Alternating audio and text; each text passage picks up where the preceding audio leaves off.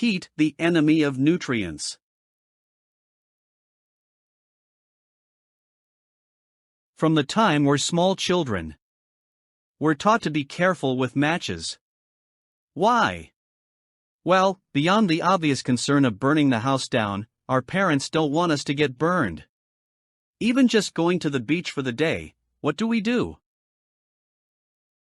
We apply sunscreen, lest we get burned. Anyone who has ever had a sunburn knows how much they sting. So, if heat, fire, and the sun can be so detrimental to our bodies, what about the foods we eat? Now, some would argue against eating too much raw foods, or even undercooked foods. We've all seen stories in the news about children getting sick from eating hamburgers that weren't cooked long enough. But those were nearly all about meat that was contaminated by E. coli, and the heat would have killed those bacteria. On the flip side, that same heat destroys so much of the nutritional benefits of that same food. When compared, a diet that is rich in raw or minimally cooked foods, as opposed to baked or deep-fried foods, is much better for you. The best types of cooking are steaming, boiling, and grilling.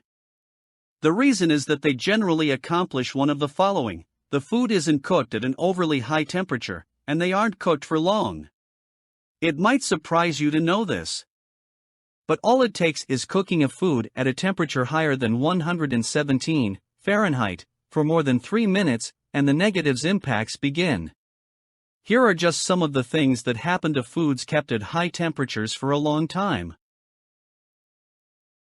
The amino acids in the proteins essentially coagulate. They form strong links between the acid chains, and become very difficult for your body to digest.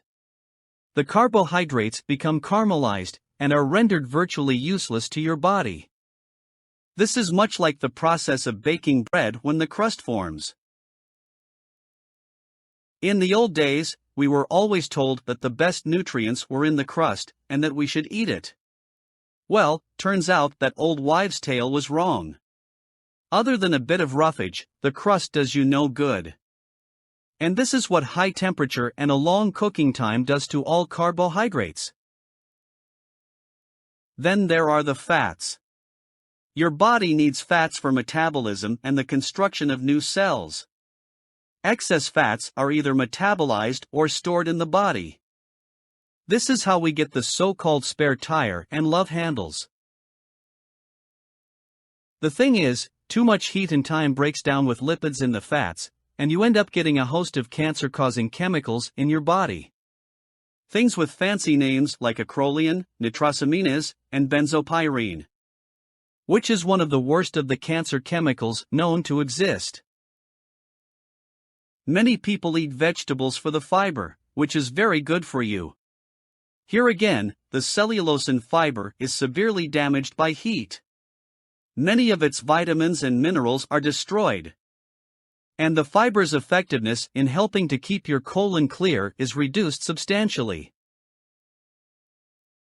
As if that isn't bad enough, it's been found that some pesticides, while destroyed by cooking, are still dangerous.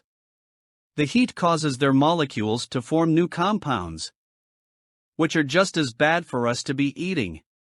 So, rather than fill up your diet with a lot of baked goods, look into the raw foods. The health benefits are innumerable.